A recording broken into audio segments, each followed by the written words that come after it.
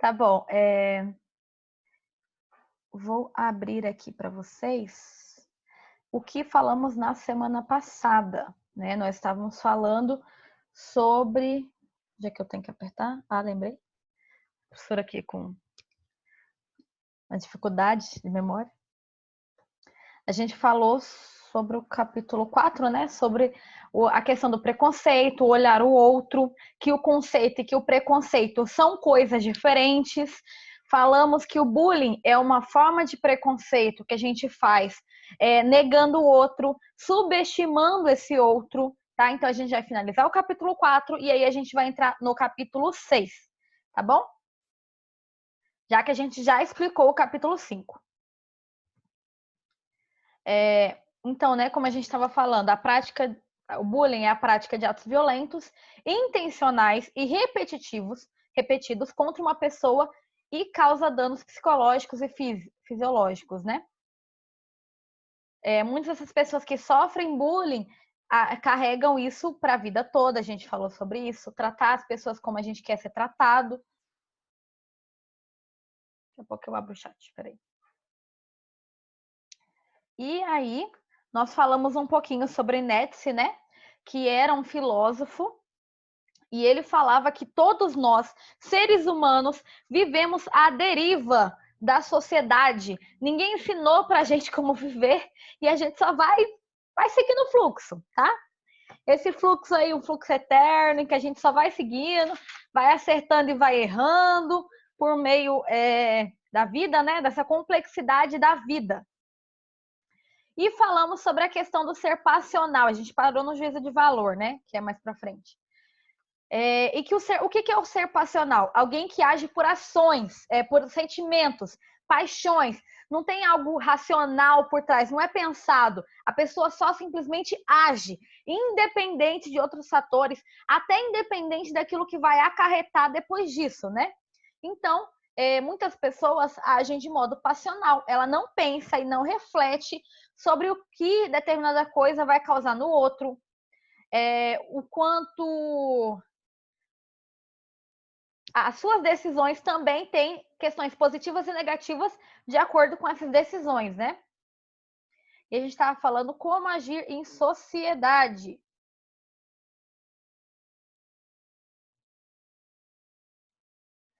O Gilbert escreve a Anne como uma pessoa passional. No livro? Na série? Entendi. Porque ela age de acordo com o que ela acha certo. Então, ela não pensa muito, nem nas consequências. Às vezes, que até foram positivas no final, mas quase sempre, rapidamente, a questão é negativa, né? Não lembra do 5?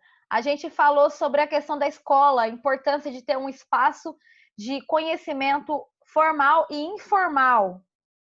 E que você também aprende a viver em sociedade, etc. Isso era o que a gente falou no capítulo 5. E aí nós temos a questão da ética e da moral como os reguladores para se agir na sociedade. Por quê? A gente procura, então, descobrir o que está por trás do modo de ser e de agir. Determinada pessoa, às vezes a pessoa é muito boa. Por que ela é muito boa? A sociedade nem acredita em bondade, então por que a pessoa é desse jeito? Porque eticamente é como ela acha que deve seguir. E assim vai.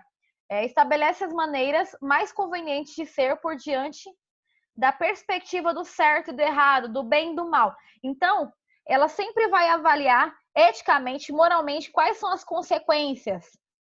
Como a gente fala, a moral ela está muito ligada à sociedade, à Constituição, né? Valores sociais.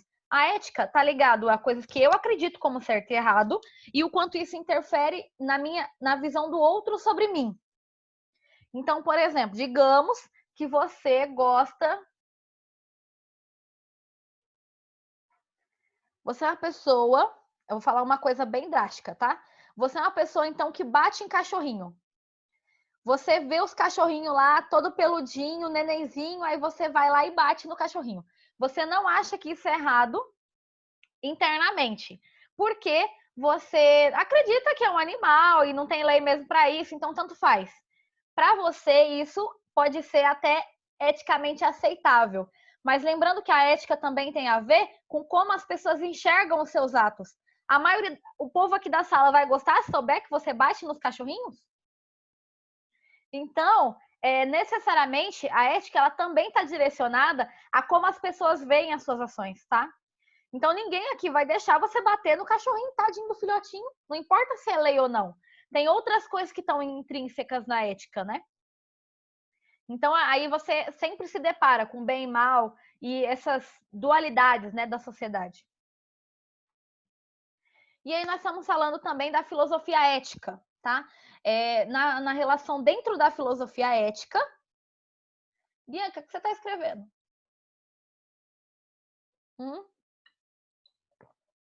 Achei que você estava copiando, mas você levantou um papel que não tinha nada a ver. O que é isso? Tá bom. Dentro da filosofia ética, a professora está aqui, ó, ligada. Dentro da filosofia ética, então, o preconceito é uma ideia anterior ao conceito. Como a gente falou, a gente só conceitua quando a gente conhece determinada coisa. Na semana passada, eu usei com vocês o meu marcador de... Ih, nem sei marcar dele. Preciso arrumar meu quarto. Hoje em dia, se eu mostrasse para vocês, vocês já iriam conhecer um pouco mais, poderiam falar sobre determinada coisa. Então, porque agora vocês já entendem a ideia, conseguem explicar. Você então determina o conceito. O conceito, então, é algo que você já consegue explicar, você sabe o que é. A gente falou sobre os estereótipos. Ai, eu tô bem para frente, né? Que eram aquelas características que todo mundo acha que determinada nação, grupo ou pessoa tem. Por exemplo, a gente trouxe esse outro aqui que eu trouxe, que atitudes preconceituosas mascaram muitas vezes em humor, então muitas coisas que a gente fala ou faz, por exemplo, a ideia de denegrir, que é uma palavra que se usa bastante, né? A ideia de denegrir é tornar algo negro, porque eles acreditavam que algo negro é ruim. Então você está denegrindo. Hoje em dia as pessoas tentam tirar essas palavras do vocabulário porque carregam, por mais que não seja intencional, ainda assim carregam formas de preconceito, né? Então a gente está tentando eliminar essas formas de preconceito, tá? Falamos sobre as formas de intolerância, exclusão, a negação do outro. A raiz do preconceito encontra-se nas opiniões falsas, acolhidas passivamente pela tradição. Por exemplo, a gente falar que o negro é inferior de alguma forma, tá? Isso é a história, a tradição. Não que o negro realmente é inferior, mas tradicionalmente, pela nossa cultura, é assim que eles são vistos muitas vezes. Então, a gente vai apenas aceitar passivamente, quando você, na questão do passivamente, você pensa, né? Se você é ativo de determinada coisa, você está tendo ações, você está tomando atitudes. Agora, se você é passivo, você apenas está deixando. Muitas vezes a gente não é ativo no bullying, na forma de preconceito, mas a gente é passivo. A gente deixa acontecer e age como se não tivesse acontecendo nada. Isso vale como preconceito religioso, com etnias, com tipos de povos diferentes, cores diferentes. Então, muitas coisas elas estão aqui por baixo, né? E a gente vai deixando, não quero me envolver porque vai causar algum problema para mim. E logo quando a gente tem argumentos sobre determinada coisa, a gente vê que não é assim, né, que as coisas funcionam. O perigo social do estereótipo sustenta-se como verdade, justificando atos desumanos. Por exemplo, aqui entra no juízo de valor, que era onde a gente parou. Discriminação necessita de um juízo. Para isso, tornar-se preconceito é necessário juízo de valor. Então, o que é o juízo de valor? Avaliação pessoal e crítica sobre algo ou alguém, tendo em conta a experiência ou a vivência de quem avalia. Então, por exemplo, é como se o meu juízo fosse melhor do que o seu. O meu juízo é melhor do que o seu? Não necessariamente. Você depende do fato, depende de vários fatores. Até porque somos pessoas diferentes que tivemos vivências diferentes. Então, não tem problema você acreditar em coisas que eu não acredito e vice-versa. Isso não me torna melhor nem pior do que você. Não existe pessoas melhores ou piores. Todos nós somos seres humanos. Mas quando a gente coloca um juízo de valor de que o meu é que tá certo, porque pela minha experiência tá mais certo que o seu, eu tô valorizando mais o meu do que o seu. Então eu sou superior a você. eu estou me colocando como melhor do que você. Então, quando você tem uma atitude preconceituosa, você se coloca maior ou melhor do que o outro, sendo que somos pessoas, só que somos diferentes. Então, quem é maior do que o outro? Ninguém, só Jesus. Definindo o bem e o mal, o certo e errado, o superior e inferior. Na história, nós temos vários exemplos de pessoas e grupos que definiram que eram melhores do que outros, certo? Por exemplo, o período do nazismo na Alemanha. Uma etnia, a raça ariana, branca, de descendência, né, dos alemães iniciais do povo ali, se achavam no direito de serem superiores aos outros. E com isso, dizimaram e mataram negros, gays, judeus, torturando e matando, além dos experimentos que eles fizeram, porque eles se achavam melhor do que os outros. Somos pessoas, tá? Como a gente falou, independente se a minha dor doeu muito, a sua pode ter doído muito também e não ser a mesma coisa.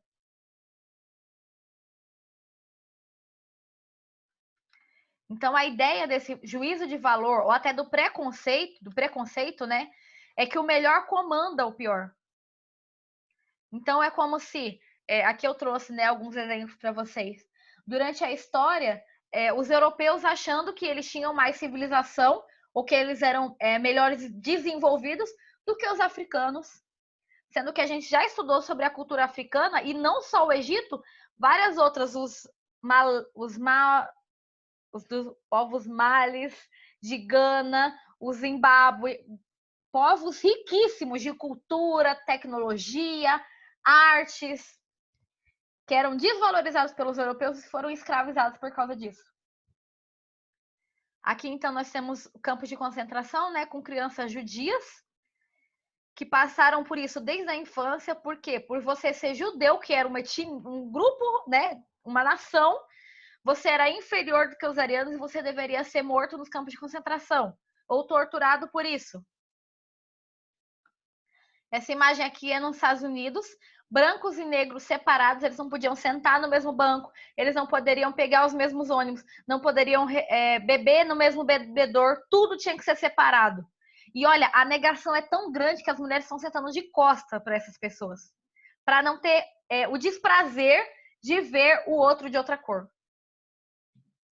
Quando a gente fala de preconceito, então, é sempre ligado de que você é melhor do que o outro. E se você produz algum tipo de bullying ou algum tipo de negação da diferença do outro, você está agindo dessa mesma maneira. Só que em menor escala. Só que para uma pessoa, é a escala do mesmo tamanho. Para quem está sofrendo. Sabe aquela ideia de quem apanha sempre lembra, mas quem bate não lembra? Já ouviu isso? Para a pessoa que sofreu isso tudo, você acha que em algum momento eles esqueceram isso? Cada um sente e vive uma coisa. Eu tô lendo os comentários de vocês. O Menino Pijama Listrado é um ótimo filme para mostrar isso. Quem não assistiu, é uma boa oportunidade agora na quarentena. Eu chorei muito no livro, mas no filme em si eu não chorei, mas é um filme e um livro muito bom. E mostra bem, né? Porque ele é a história de uma criança no meio disso tudo.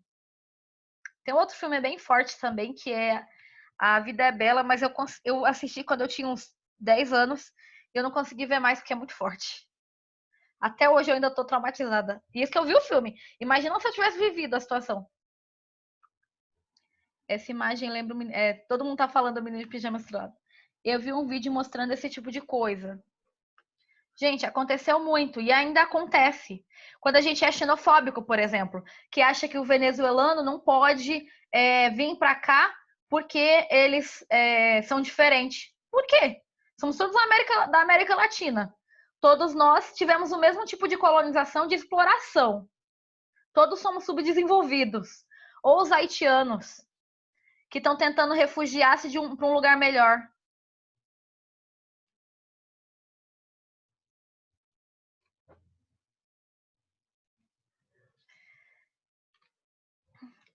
Se não pode eliminá-los, o caminho da educação é o mais seguro para combatê-los, por meio da conscientização cultural e social.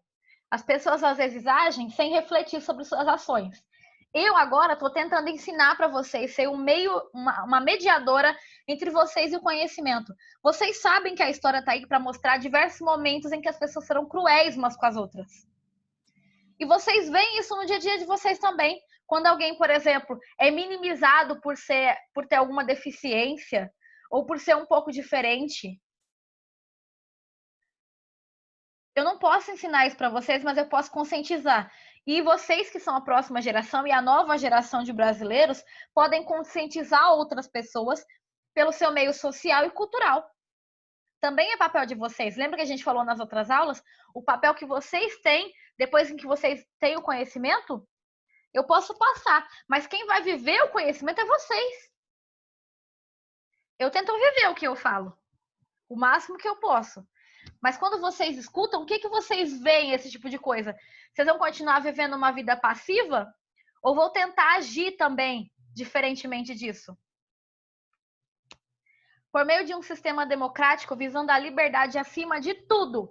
Então, quando a gente age, né, agora consciente, socialmente, culturalmente, a ideia é que a gente leve a liberdade para todos os grupos, tá? Se você é livre, melhor ainda. E se você não é, tente se libertar, busque ajuda se for preciso. Por exemplo, se você sofre bullying, alguma coisa pode ser comigo, pode ser com algum outro professor que você confie, pode ser com a Rosana. Somos pessoas que estamos aqui exatamente para te ajudar a se libertar disso. Como eu falei no capítulo 5, do espaço da escola ser um espaço para vocês de liberdade também, de uma segunda casa. Então, se você não tem ainda esse espaço, o ideal é que a gente crie junto, tá? E eu tô aqui também para ajudar vocês.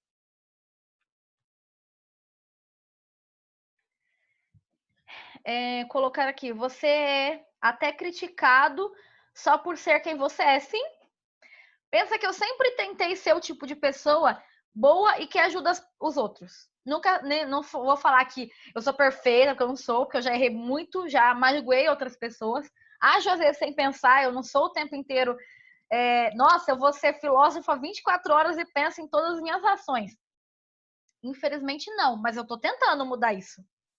E com certeza fui muito julgada. Às vezes as pessoas acham que é mimimi, porque você toma cuidado com a forma que você fala, toma cuidado com as piadas que faz, não dá risada quando uma piada denigre algum grupo, principalmente de minoria, que já sofreu pra caramba, né? E aí, por ser a menor parte da população. Muitas vezes as pessoas me criticam por isso, mas eu sei qual é a minha ética e a moral que eu vivo. E isso não vai me impedir de tentar ser melhor todo dia. Ok? Gente, acabamos, eu acho, capítulo 4, tá? Agora a gente vai começar o capítulo 6 do livro de vocês. Coloquem aí. Não, depois eu falo. Cadê? Pluralidade cultural? Não, não é esse. Outra turma. Confundi. Qual que é? Tá. Discurso motivacional.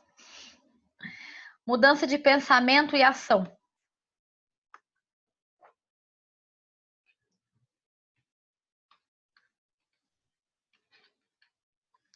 Esse aqui é o capítulo 6 do livro de vocês. Opa! Vocês podem abrir lá para ir acompanhando comigo.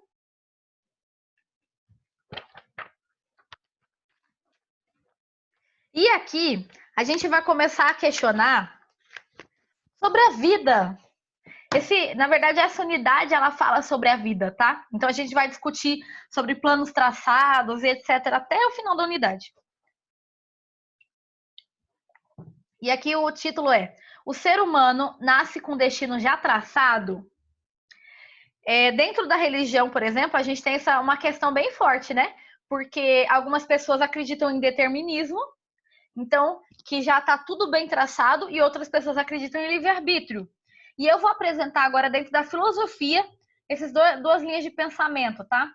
determinismo dentro da igreja é predestinação. A gente já falou sobre isso ano passado, sobre algumas linhas da igreja que seguem a predestinação, então você já é predestinado, né, seus passos a serem traçados. Mas, vamos lá. A maioria das coisas que estão no slide, na verdade, tudo eu peguei do livro, então não tem nada novo, como eu trago normalmente, porque eu acho que já é bastante coisa, as coisas que tem no livro, meio que eu copiei e colei no slide, tá? Então não precisa ficar aquela desespero para poder copiar. Um dos grandes pensamentos do mundo, então desde o início do mundo, nascemos com o nosso destino já traçado. O que vocês acham? Podem colocar aí. Acho que sim, acho que não. Podem colocar um joinha ou um... Dá para fazer isso? Por aqui? Então tá. Coloca aí algum tipo de... Acho que já nasce traçado, acho que não. Tá? Isso é um pensamento filosófico. Eu não estou aqui para trazer resposta, tá? Não é o meu objetivo, até porque mesmo a filosofia não tem uma resposta sobre isso. A filosofia está muito aqui para poder... Desculpa, gente, meu computador acho que parou de carregar. A filosofia está muito aqui para perguntar, mais do que para ter respostas, né? Sobre determinadas coisas. E aí, na vida, nós temos, né, reflexão ligada quase sempre à dificuldade de lidar com a angústia, insegurança e a incerteza existencial. Quando a gente fala de existencialismo, é aquela linha na filosofia que vai falar quem sou eu, onde estou, para onde vou, o que eu quero ser, entendeu? Todas aquelas questões da existência. E a gente está falando lidar com a angústia porque é fácil viver? Não, é difícil. É bem difícil. E quanto mais você cresce, é mais difícil, entendeu? E aí a gente já está falando sobre isso. Esse lidar com as angústias, não é só a adolescência que passa, a fase adulta também passa. A fase infantil é um pouco mais difícil essa lidar, porque você acredita muito nos seus pais, né? Ou nos seus responsáveis. Então, meio que a maioria das pessoas vai seguindo o fluxo, assim, seu pai mandou, sua mãe mandou, seu avô mandou, seu tio mandou, você vai. Mas quanto mais você vai ganhando autonomia, mais as angústias e as dificuldades vão crescendo sobre essas questões aqui. Podem até escrever no caderno de vocês para vocês refletirem sobre isso durante a semana. Gente, tenta fazer, não é muita coisa. Não estou pedindo para vocês escreverem uma resposta, só para vocês pensarem sobre isso. Tira um tempo para meditar, é bom. Para você pensar sobre quem eu sou. O que forma você como um ser humano, como uma pessoa? O que você quer ser? O que você quer da vida? Qual é seu maior sonho? Como eu devo agir no meu dia a dia para alcançar isso? Ou só como eu devo seguir a minha vida? Eu vi que vocês escreveram aqui no chat, deixa eu abrir para poder ver. Pro, não tô te ouvindo. Todo mundo tá me ouvindo?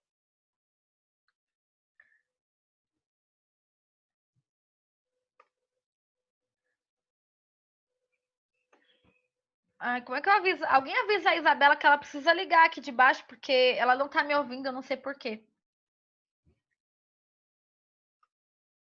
Acha que é mais ou menos traçado. Acho que já nasce traçado. Eu acredito que não nasce traçado. A fase idosa também passa?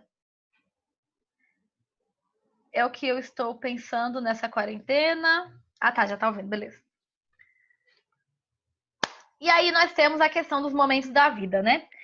Durante a vida, você vai passar vários momentos de sensação de desconforto, como se nada estivesse bem. Na adolescência, acho que a gente passa muito, muito, muito, muito isso. Entre os 13 aos 17, 18, você falta nem dormir à noite, de tanto que você sente aquela sensação de que as coisas não estão bem, você não sabe explicar. Gente, isso é normal, ok? Você não é o único que está passando por isso. Na verdade, 10 minutos para acabar. Na verdade, isso é bem normal, as pessoas sentem isso, e mesmo na fase adulta, a gente passa por desconforto. Às vezes está tudo bem e você sente que não tá. E você fica aqui que tá errado, sendo que tá tudo bem. Tô com um bom emprego, tô tendo uma vida agradável, tenho tudo que eu gostaria agora. Tipo, não sou rico, mas pelo menos tô uma vida estável, e ainda assim as coisas não estão bem. Isso é normal. Descontentamento que gera um sentimento de tristeza decorrente de pressões, de assumir responsabilidades. Aí você pensa que, ai meu Deus, vocês têm que ver depois dos 20, viu? Quando vocês chegarem perto dos 30, você começa a pensar, gente, eu devia ter cumprido várias coisas até os 30. A sociedade ainda diz que você devia estar ganhando 100 mil reais por mês com 30 anos, ter uma casa própria, um carro do ano, ter família, filhos e ter para trabalhar. Não sei como que a sociedade quer isso. Mas a sociedade quer que você ganhe bem, tenha tudo bom do melhor até os 30, tá? É a meta. Então, 30 é a idade do sucesso, sabe o que eles acham?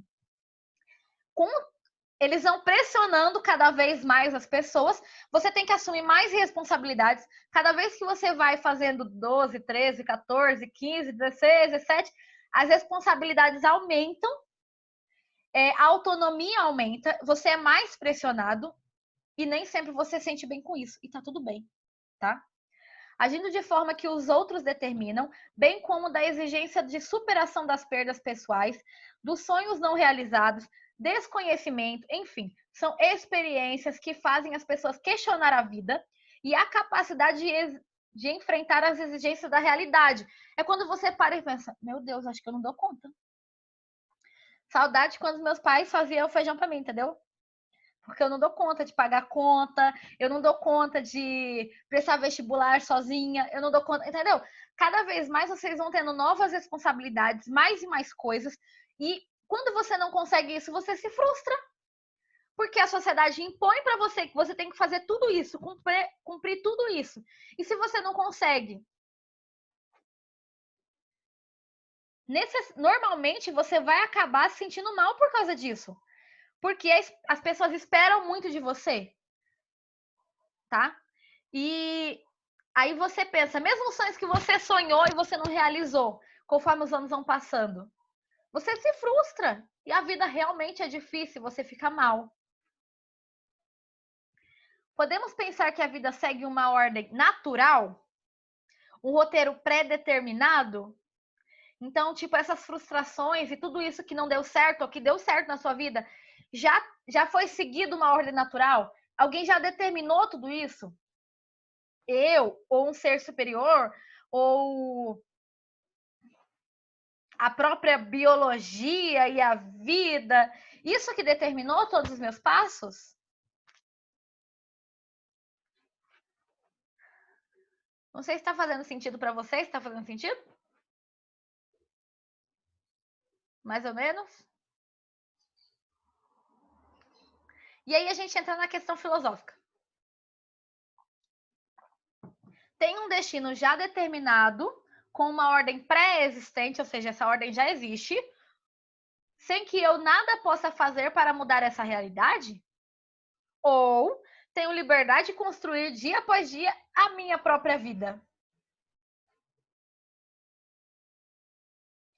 Dentre os dois, é disso que a gente estava falando, né? A vida, ela é difícil e você se frustra e dão certo coisas. Se alguma coisa deu errado, foi só porque você não quis que dê certo? O que faz, né, com que você viva a sua vida? É algo pré-determinado que alguém já fez isso, já escreveu tudo? Ou é o seu livre-arbítrio que te deu liberdade? Não vi flash. Ou foi o seu livre-arbítrio que deu liberdade para que todas as suas ações se deram certo ou se deram errado, a responsabilidade é totalmente sua.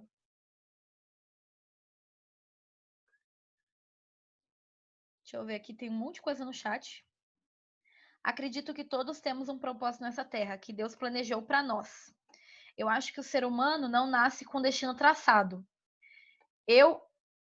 Mais ou menos traçado.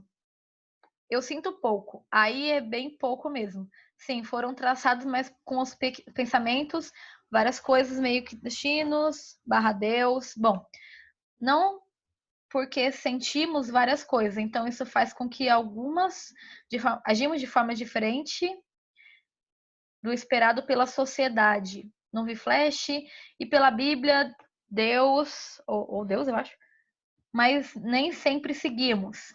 Então, aquilo é um exemplo de como dá para mudar a realidade. Ele está falando do flash.